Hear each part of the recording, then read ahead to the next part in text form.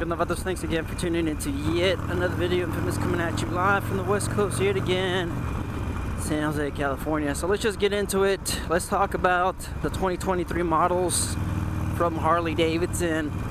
I test rode them, when was it? February? Was it in February? I can't even remember. Anyways, test rode the whole fleet. They had the Road Glide, the 2023. Sorry, not the Road Glide, the RG3. They had the trike there. I'm not sure what was going on, but they had it, of course, separated from the rest of the lineup. Maybe because it was raining that day, or I'm not too sure. But I don't know. I was considering demoing the bike if they had it available, but like I said, they had it to the side. They had some cones surrounding it, so maybe they weren't planning for anybody to test ride it. I'm not too sure what happened, but I've been seeing some recall problems with the rear end on that bike. I'm not too sure what's going on. As far as other issues, I don't know. I know some of the bikes had some clutch adjustment issues, but for the most part, it was a good overall event. So I already mentioned this in another video, but getting back on topic, what was my favorite Softail of the demo, or of what Harley has to offer in 2023? I would say it still has to be the Lowrider S. I'm actually between, Softail, because the Lowrider ST is still considered a Softail. But man, I mean, they're just both great, fun bikes to ride. Same drivetrain, same suspension, same, a lot of components are the same. It's just that the ST, you have the touring capabilities, the frame-mounted fairing, and you also have those saddlebags. So I'm a fan of both. I guess since the Lowrider ST, it was my first time on the bike, maybe I just enjoyed it a little bit more because it was new and it was different. I've owned my Lowrider S now for 3 years, and it still feels the same. I like what they did with the air breather. They moved it a little bit away from the rider, so it's moved up, I'd say maybe about a half an inch, and it made a difference when I was test riding it compared to last year, when that air breather kept on banging up against my shin. Like I mentioned, it was a noticeable difference compared to the 2022. And then, of course, like I mentioned in a lot of my other videos, the reasons why I really enjoyed the Lowrider ST, it's got the classic look of a Harley.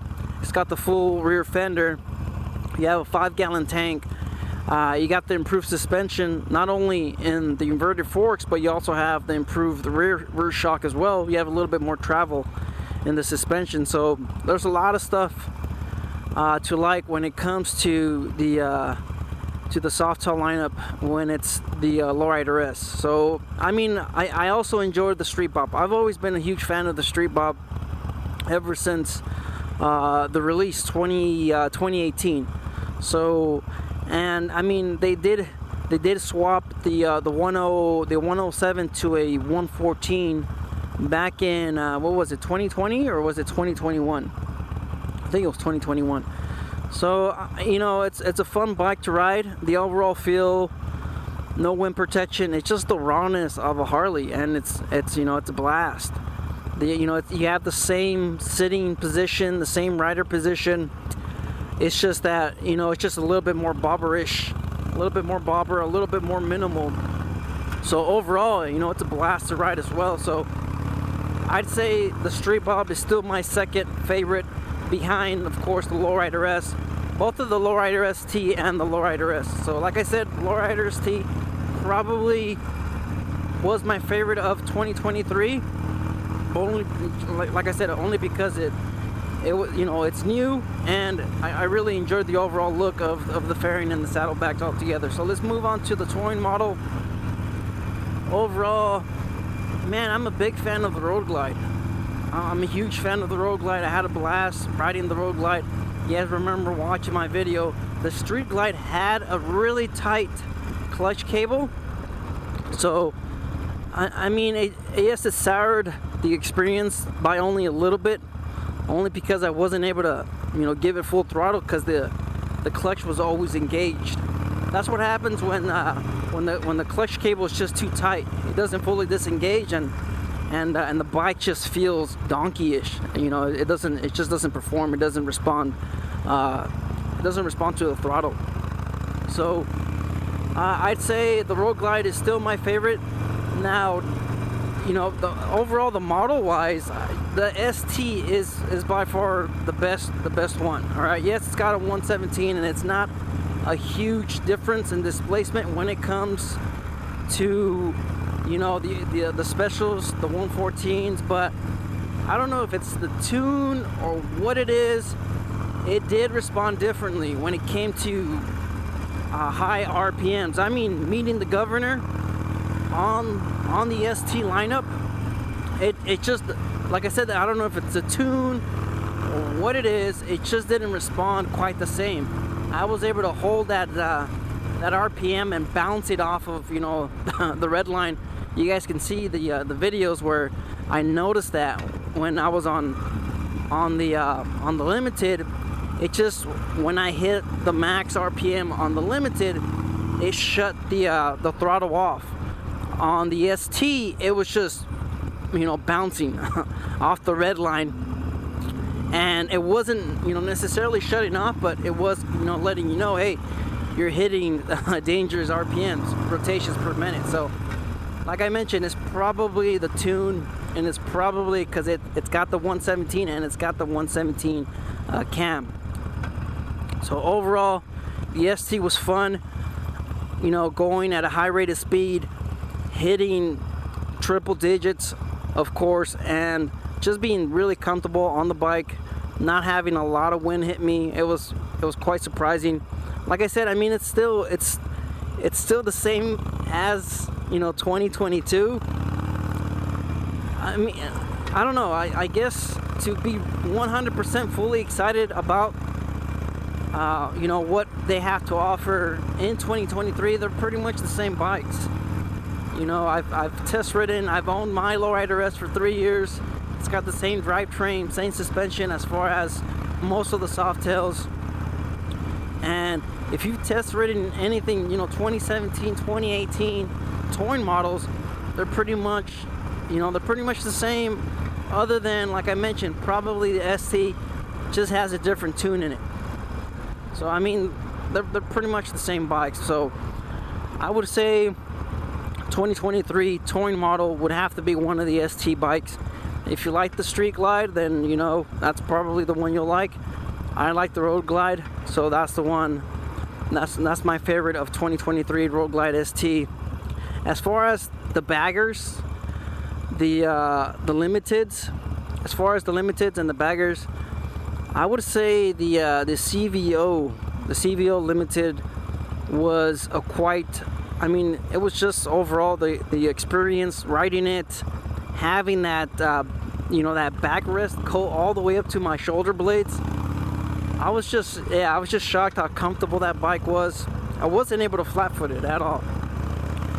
I'm 5'7", all right, and like I said, the performance of the 117, maybe it's a combination of the Screaming Eagle, because it does have, I believe it has Screaming Eagle pipes.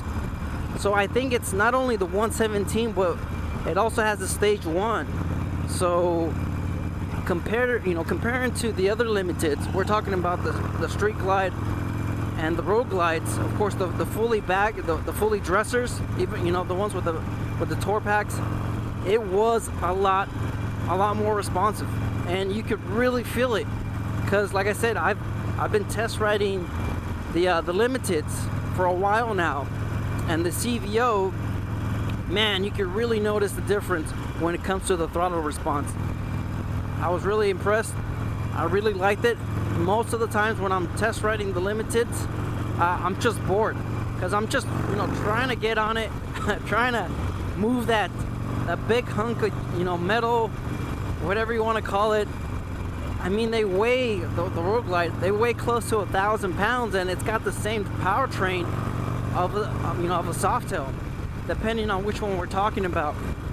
It's got the same powertrain of a bike that weighs, you know, 600 pounds, like the Street Bob. Same powertrain, but you're adding an additional 400 pounds. It's just not going to handle the same. But like I said, the CVO, quite surprising, fun bike.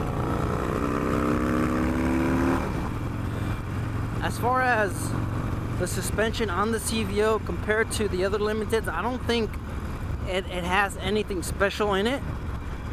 I don't believe it has an improved suspension compared to the other limiteds, the specials, or just the standards. I think it has the same suspension, because I didn't really feel much of a difference. I wasn't able to flat foot the other bikes as well, the other limiteds. But good overall bikes, comfortable bikes, limiteds of course, great seats. I'd say the suspension could use some upgrading, but we'll see what happens with these new 2023 CVOs that are coming out fairly soon. June, I believe. Yeah, June. So we'll see what they do. Maybe they'll improve that, and then maybe by 2024 I'll be able to test ride those new CVOs. We'll just have to keep our fingers crossed and just try to stay on two, and keep the tires on the pavement. Just stay out there, ride safe. So thanks for tuning in. Thanks for watching yet another video. You guys go ahead and share your thoughts down below. Let me know what's your favorite 2023 model. Which one's the one that has you considering making a very bad investment? Because they're hobbies, right? It's fun to ride. It's fun to own one. Guys, like I said, stay out there, stay safe. Life's a risk. Get out there and ride. Later.